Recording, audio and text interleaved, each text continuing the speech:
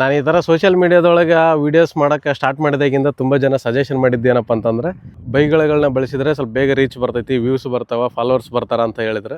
So ಅದು ನಿಜನೇ. ಯಾಕಂತಂದ್ರೆ ನೀವು ಕೂಡ ಕನ್ಸ್ಯೂಮ್ ಮಾಡೋದು ಅಂಥದ್ದೇ ಕನ್ಸ್ಯೂಮ್ ಮಾಡಕತ್ತೀರಿ.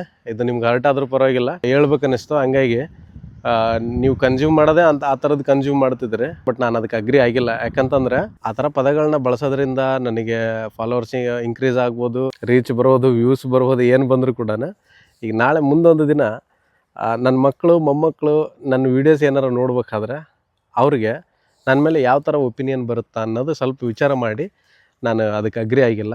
ಹಾಗಾಗಿ ಆ ಥರ ಪದಗಳನ್ನ ಬಳಸಬಾರ್ದು ಅಂತ ಅಂದ್ಕೊಂಡಿದ್ದೀನಿ. ನೀವು ನೋಡಿರ್ಬೋದು, ತುಂಬ ದಿನದಿಂದ ನನ್ನ ಫಾಲೋ ಆಗ್ತಿರೋರಿಗೆ ಗೊತ್ತಿರ್ತೈತೆ.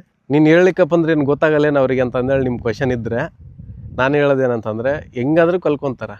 ಈಗ ನಾವೆಲ್ಲ ಕಲ್ಕೊಂಡಿದ್ದೀವಲ್ಲ, ಅದರಂತಾಗ ಯಾವುದೇ ಒಂದು ರೀತಿಯಿಂದ ಕಲ್ಕೊತಾರೆ. ಬಟ್ ನಮ್ಮಿಂದ ಕಲ್ಕೊಳ್ಳೋದು ಅದಕ್ಕೆ ಒಂದು ಸ್ವಲ್ಪ ಬೇರೆ ಅರ್ಥ ಇರ್ತೈತೆ. ಹಂಗಾಗಿ ನನಗೆ ಅದಕ್ಕೆ ಅಗ್ರಿ ಆಗಿಲ್ಲ. ಫ್ಯಾಮ್ಲಿ ಎಲ್ಲರೂ ಕೂತ್ಕೊಂಡು ನೋಡೋ ಥರ ಇರಲಿ ನನ್ನ ವೀಡಿಯೋಸ್ ಅನ್ನೋದು ನನ್ನ ಉದ್ದೇಶ. ಒಳ್ಳೆ ಮಾತು ಮಾತಾಡಮ್ಮ. ಎಳ್ಳು ಬೆಲ್ಲ ತಿಂದು ಒಳ್ಳೇದು ಮಾತಾಡಬೇಕು ಅಂತಂದೇಳಿ ಎಳ್ಳು ಬೆಲ್ಲ ತಿಂದಿದ್ದ ದಿನ ಅಷ್ಟೇ ಯಾಕೆ ಮಾತಾಡ್ಬೇಕು? ಯಾವಾಗಲೂ ಮಾತಾಡಮ್ಮಂತ ಏನಾಗ್ತೈತಿ?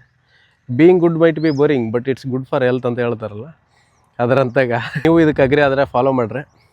ಬಾಯ್.